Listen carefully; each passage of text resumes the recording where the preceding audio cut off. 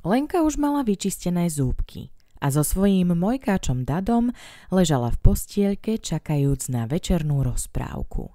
Dnes to bolo o veľrybých súrodencoch, ktorí putovali morom a spoločne prekonávali svoj strach. Keď mamka zhasla svetlo a zatvorila dvere, Lenka sa pritúlila k Dadovi a zašepkala. Mám veľký strach, keď je tma, ale s tebou sa bojím o trochu menej. Krátko potom sa jej podarilo zaspať. Keď po Dada prišiel balón, aby ho odviezol domov do Mojkáčova, hrialo ho pri srdci, že aj on Lenke pomáha bojovať so strachom.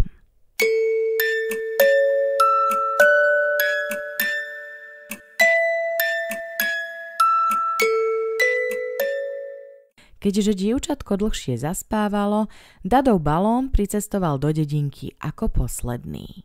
Rozbehol sa do Maťkovho domčeka, ale nikoho tam nenašiel.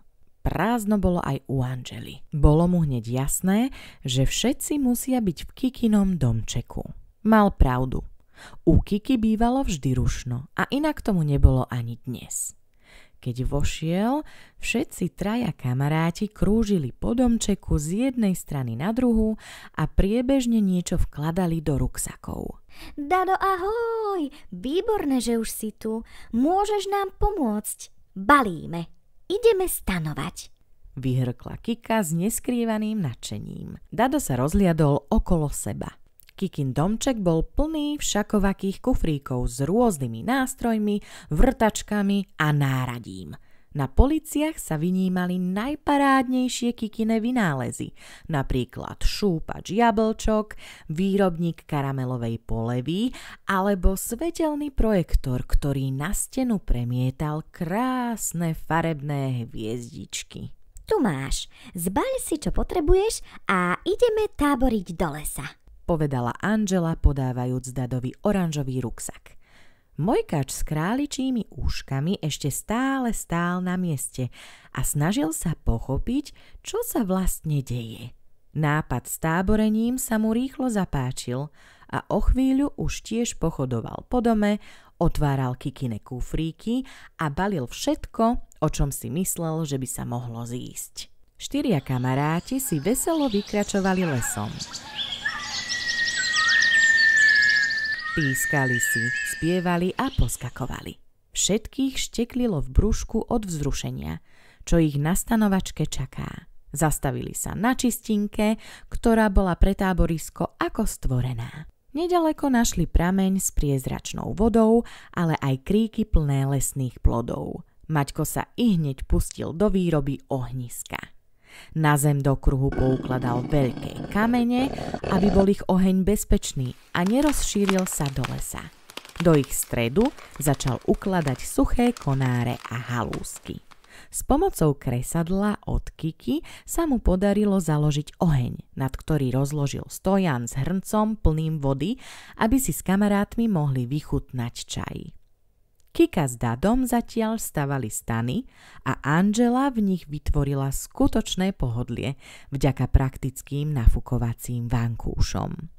Keď sa začalo zvečerievať, všetci 4 už sedeli okolo ohniska. Pojedali opekané jablčka a zapíjali ich čajom z jahodových a malinových listov. Jeden po druhom si vyrozprávali, čo všetko zažili na zemi s deťmi a spomínali tiež na svoje spoločné zážitky a dobrodružstvá. Pamätáte, ako sme splavovali rieku a takmer sme v nej skončili?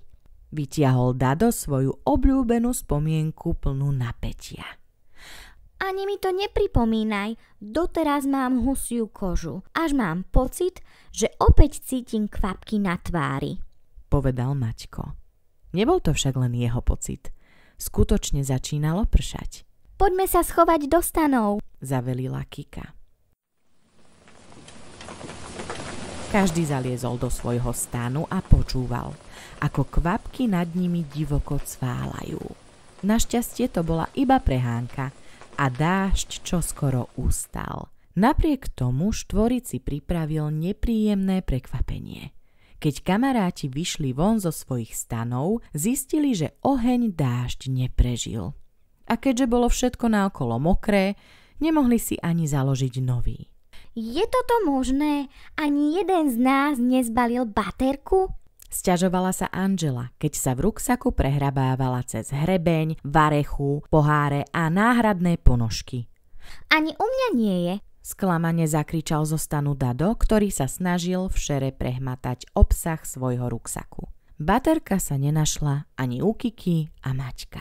Na les padla čierno-čierna tma. A 4 priatelia sa tak báli, že sa natlačili do jedného stanu a držali sa za ruky.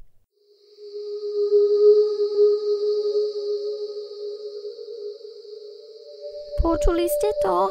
Zašepkala Angela. Všetci sedeli meraví od úľaku. Blízko nich niečo poriadne vrzgalo a šušťalo. Čo ak to bude nejaká príšera? Skríkol Maťko a schoval sa pod deku. Zvuky neustávali a strach 4 kamarátov sa stupňoval. Možno je to vlkodlak, ktorý pri splne mesiaca uteká do lesa. Lenke o ňom čítal v rozprávke Ocko. Povedal Dado, ktorý mohol radšej ostať ticho, pretože všetci bez výnimky sa rozplakali. Počkajte, mám nápad. Snažil sa zachrániť situáciu. Možno nám pomôžu deti. Viac nemusel hovoriť, všetci vedeli, čo majú robiť.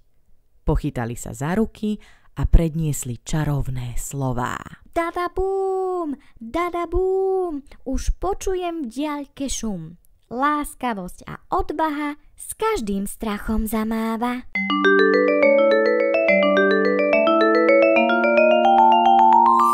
Lenkine meno na Dadovom ušku začalo svietiť a rovnako sa rozžiarili mená detí u ostatných mojkáčov.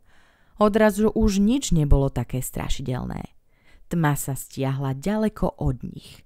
Kamaráti odvážne vyšli zo stanu, zistili, že všetky tie zvuky, ktorých sa báli, boli len stromy a lístie z lesa, vlniace sa s vetrom. To len ich predstavivosť a strach z neznáma spôsobili, že mali obavy z vecí, ktoré vôbec neexistovali.